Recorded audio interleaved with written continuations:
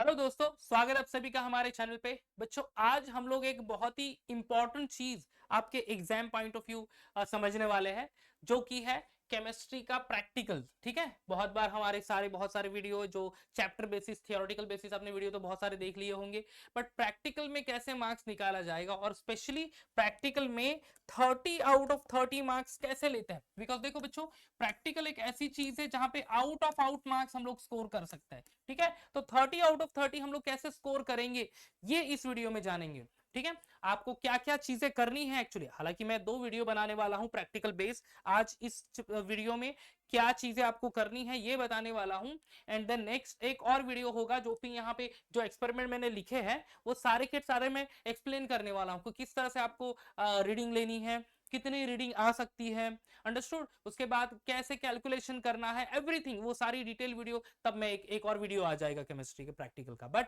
आज 30 out of 30 कैसे मिल सकता है केमिस्ट्री प्रैक्टिकल में, और उसके लिए बहुत आसान चीज है बच्चों। ठीक है, अगर आप देख लो पेपर पैटर्न आपने नहीं देखा होगा, इन केस देखा होगा तो बहुत अच्छा, नहीं देखा होगा तो मैं यहाँ पे बता देता हूँ कि वो किस तरह का पेपर क्वेश्चन पेपर रहेगा आपको वहां पे। आपने प्रीलिम की प्रैक्टिकल्स दी होगी अब तक होपफुली, तो आपको थोड़ी सा तो आइडिया आई गई होगी कि प्रैक्टिकल में आपको कैसे अप्रोच करना है। बट बहुत सब बार ऐसा होता है कि 3 घंटे में ये प्रैक्टिकल कंप्लीट करना, उसके साथ साथ आपको एग्जामिनर आ जाएंगे, वो जो वाइवा के लिए भी बुला लेंगे, तो ये सारी चीजें प्लस राइटिंग पार्ट, ये सारी चीजें आपको मैनेज करनी होती है। राइट, तो देखो बच्चों, पहली चीज तो है क्या, दैट इज से जर्नल। जर्नल आपके पास तो कंप्लीट होगी, ओके। उसका आपका 5 मार्क्स यहाँ पे 100% फिक्स मिलेगा। 101% कंप्लीट जर्नल, सर्टिफाइड जर्नल आपके पास होगी तो वो 5 मार्क्स मिल जाएंगे। ठीक है, रहा सवाल वाइवा का। अब वाइवा वाइवा 5 मार्क्स का होता है। देखो ये टोटल 5 5 मिला के 10 मार्क्स आपका हो गया। अब वाइवा में कौन से क्वेश्चन पूछे जाते हैं, तो वाइवा में आपको प्रैक्टिकल रिलेटेड ही क्वेश्चन पूछेंगे। कौन से प्रैक्टिकल रिलेटेड क्वेश्चन पूछेंगे, तो एक तो वॉल्यूमेट्रिक एनालिसिस यानी टाइट्रेशन होता है, उसके रिलेटेड आपको क्वेश्चन पूछ लेंगे। ठीक है, उसके बाद फिर आपको दूसरा जो एक्सपेरिमेंट होगा, मे बी बेसिक रेडिकल का होगा, एसिडिक रेडिकल का होगा, केमिकल काइनेटिक के बेसिस पे होगा, इलेक्ट्रोकेमिस्ट्री होगा, राइट। जो भी एक्सपेरिमेंट होगा या फिर थर्मोकेमिस्ट्री के ऊपर रिलेटेड क्वेश्चन होगा तो वो आपको पूछ लेंगे दोस्तों। ठीक है, थर्मोकेमिस्ट्री के ऊपर भी एक क्वेश्चन रहेगा, वो आपको पूछ सकते हैं। तो गाइस, ये इस तरह से वाइवा का प्रिपरेशन करना है। जो आपका टाइट्रेशन है उसके आपने थियोरी प्रिपेयर कर ली। टाइट्रेशन आपका जो वॉल्यूमेट्रिक एनालिसिस, उसमें आपको आपके हैंडबुक में आपके मैनुअल में थियोरी लिखा होगा, वो थियोरी आप पढ़ लो तो आपको टाइट्रेशन के बारे में सारी आइडिया मिल जाएगी, और वहीं से आपको क्वेश्चन पूछेंगे। कहा, पहले तो एम लिखा होता है, अपरेटस लिखा होता है, थियोरी लिखा होता है। तो थियोरी में क्या क्या चीजें, कौन किसके साथ रिएक्ट हो रहा है, कितने अमाउंट में रिएक्ट हो रहा है, हम लोग आपने वॉल्यूमेट्रिक एनालिसिस किया होगा तो H2SO4 ऐड करते हैं, तो वो क्यों ऐड करते हैं, एवरीथिंग। हालांकि मैं ये बताने वाला हूं in detail video, but still एक बार आप रीड कर लो तो आपको और आइडिया अच्छे से आ जाएगी। तो ये सारे क्वेश्चन वाइवा में पूछेंगे। वाइवा में भी आपको 5 में से 5 मार्क्स मिलने के चांसेस वहां पे बढ़ जाते हैं दोस्तों।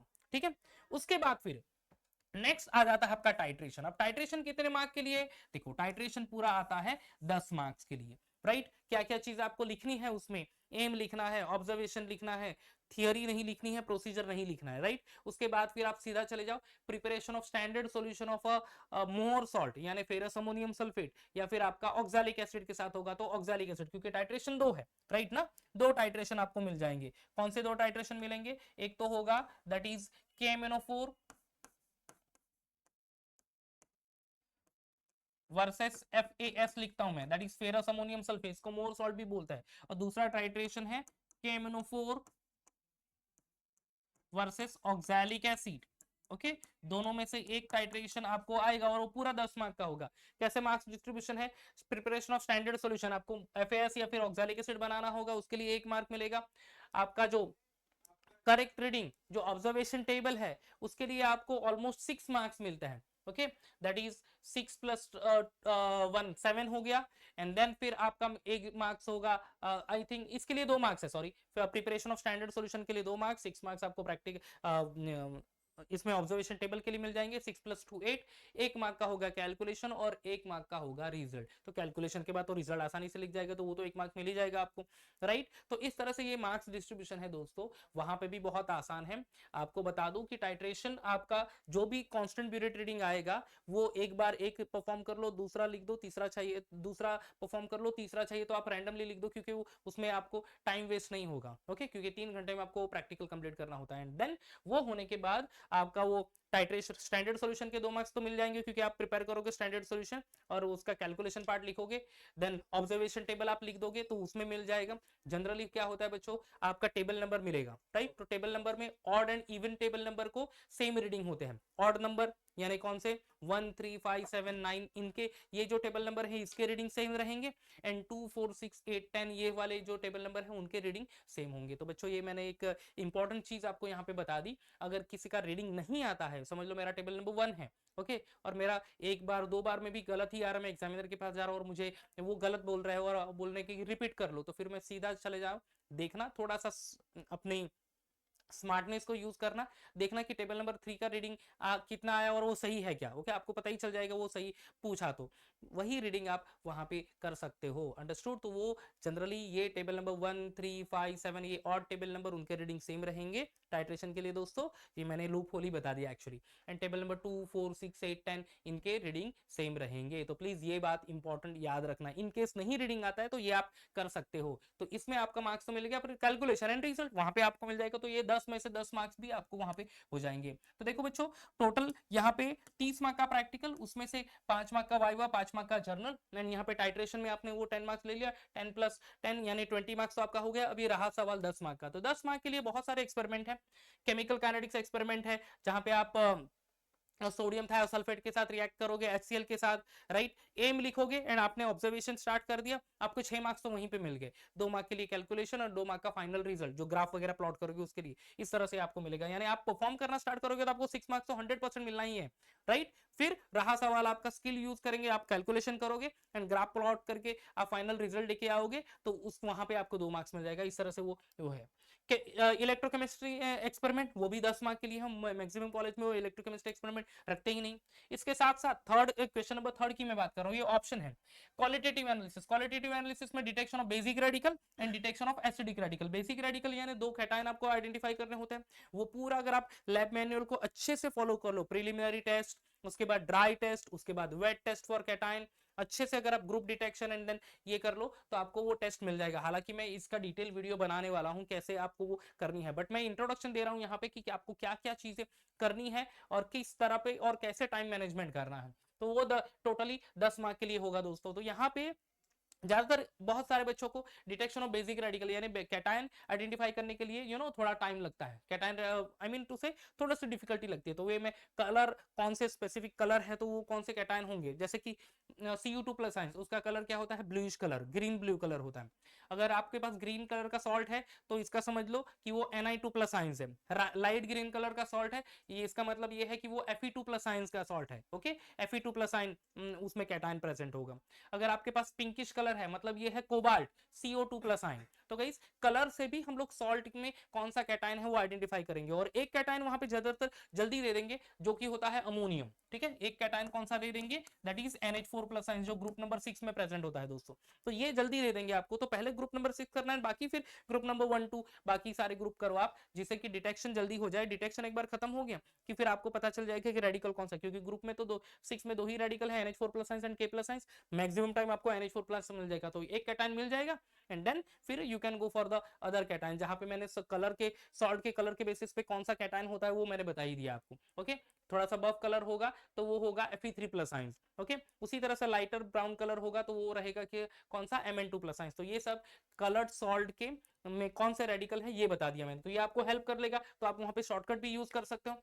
एंड देन ये अगर 10 मार्क का नहीं आता तो फिर तीसरे में फिर आपको सब डिवाइड करके क्वेश्चंस मिल जाएंगे प्रैक्टिकल्स में, जैसे कि qualitative analysis detection of acidic radical. Acidic radical में एनाइंस होंगे, CO3 2- आयन,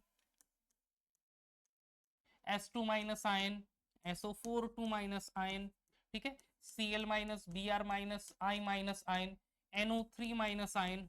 ओके, एक बच्चों यहाँ पे एक इंपॉर्टेंट चीज बता दूं मैं, जब भी कभी आप ड्राई टेस्ट करते हो कैटाइन के लिए भी, और अगर आपको गैस का कलर जो मिला वो ब्राउन कलर का गैस मिलता है, ठीक है, ब्राउन कलर का गैस, इसका मतलब ये है दोस्तों कि वहां पे एक तो प्रेजेंट होगा NO3 माइनस आयन या फिर Br माइनस आयन। इंपॉर्टेंट चीज बता रहा हूं दोस्तों, देखो अगर जब भी आपने सॉल्ट को हीट कर लिया और सॉल्ट में से एक ब्राउन कलर का गैस मिलता है, इसका मतलब यह है कि वहां पे NO3 माइनस आयन यानी नाइट्रेट आयन होगा या फिर Br माइनस आयन होगा, यानी वो एक इंडिकेशन आपको मिल जाता है कि कौन सा आयन प्रेजेंट है। ओके, सीधा सीधा जाके Br की सीटी कर सकते हो, NO3 माइनस आयन की सीटी कर सकते हो। NO3 माइनस आयन की सीटी कौन सी है, रिंग टेस्ट की, और Br की कौन सी है, Ag plus HNO3 plus OS plus HNO3 plus HaNO3, आपको पेल येलो कलर की पीपीटी मिल जाएगी, इसका मतलब यह है वहां पे Br प्रेजेंट है। तो बच्चों ये इंपॉर्टेंट चीज है, ये ध्यान में रखनी है, इसको आपसे आसानी होगी मैक्सिमम मार्क्स लेने के लिए। अंडरस्टूड? तो ये सारी चीजें जो इंपॉर्टेंट चीजें हैं ये मैं यहाँ पे बता रहा हूँ। एंड देन वो 6 मार्क का एक्सपेरिमेंट होता है, तो 2 मार्क का एक्सपेरिमेंट कौन सा आ जाएगा, तो determination of functional group, okay, and functional group के साथ साथ डिटेक्शन ऑफ प्रोटीन फैट्स और कार्बोहाइड्रेट, या फिर और इसके साथ एक और क्वेश्चन यहाँ पे जुड़ जाएगा दोस्तों, दैट इज क्वेश्चन नंबर, यहाँ पे और ऐड कर लेता हूं मैं, और question number third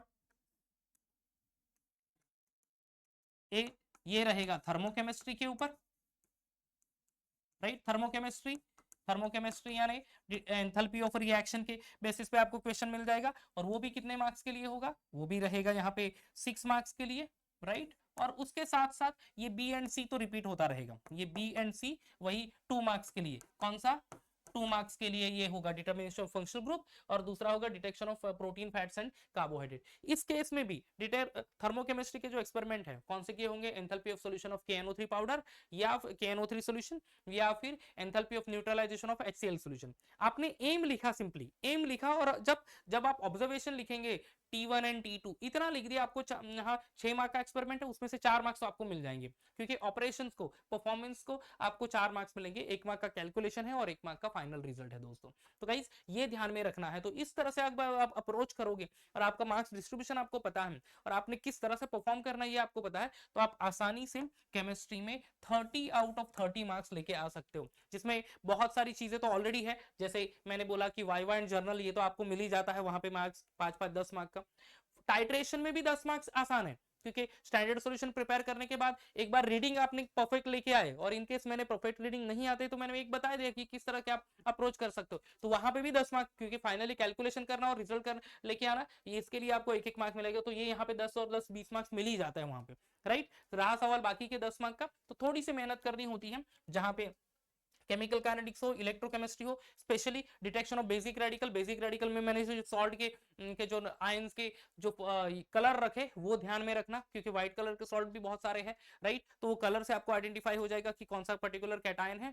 and then finally सीटी उसकी यानी कंफर्मेटिव टेस्ट परफॉर्म करनी है। एसिडिक रेडिकल के लिए भी जो मैंने बोला है कि अगर ब्राउन कलर का गैस है तो NO3 minus Br minus ions, अगर नहीं है तो फिर बाकी की ये आयंस प्रेजेंट होंगे वहां पे, तो इसकी सीटी आप परफॉर्म कर सकते हो, तो सीधा सीधा आपको वो कैटायन आयन भी यहाँ पे मिल सकता है। उसके साथ साथ डिटेक्शन ऑफ फंक्शनल ग्रुप कौन सा होगा, कार्बोक्सिलिक एसिड होगा फंक्शनल ग्रुप में, अल्डिहाइड कीटोन कार्बोक्सिलिक एसिड, और उसके बाद एक और होता है दैट इज फिनॉल होगा या फिर अल्कोहल होगा। इंडिविजुअल टेस्ट है, एक एक टेस्ट परफॉर्म कर लो तो आपको वहां पे आसानी से मिल जाता है, और जो मैनुअल में आपको दिया ही है ऑलरेडी, ठीक है। कार्बोक्सिलिक एसिड क्या है, OS प्लस फिनोक्सिलिन इंडिकेटर, ओके, या फिर सैचुरेटेड NaCO3 ऐड कर दो, एफरवेसेंस ऑफ CO2 आपको मिल जाता है रीडिंग। इथेनॉल के लिए क्या है, OS plus sodium metal, effervescence of H2 gas, ये अल्कोहल प्रेजेंट हो जाता है। तो ये तो आपको याद करने की जरूरत भी नहीं है, आपको मैनुअल में है, सिर्फ आपको स्टेप बाय स्टेप परफॉर्म करना है। 101% कॉन्फिडेंटली चले जाओ, आपको वो 30 आउट ऑफ 30 मार्क्स मिलने ही है दोस्तों, ओके। और बहुत सारी चीजें तो मैंने इस वीडियो में बता दी, हालांकि मैं एक और वीडियो बताने वाला हूं कि टाइट्रेशन में क्या क्या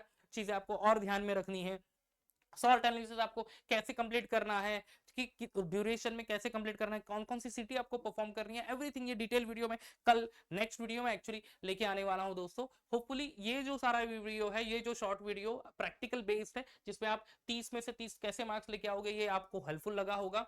एक और वीडियो आ जाएगा, उस वीडियो को भी अच्छे से देख लेना, यानी आपका प्रैक्टिकल का पूरा टेंशन दोस्तों कंप्लीट हो जाएगा, और होपफुली आप प्रैक्टिकल बहुत कॉन्फिडेंटली जाओगे, और उतने ही कॉन्फिडेंटली जाकर परफॉर्म करके करेक्ट रिजल्ट लगकर आप ये 30 में से 30 मार्क्स लेके आओगे।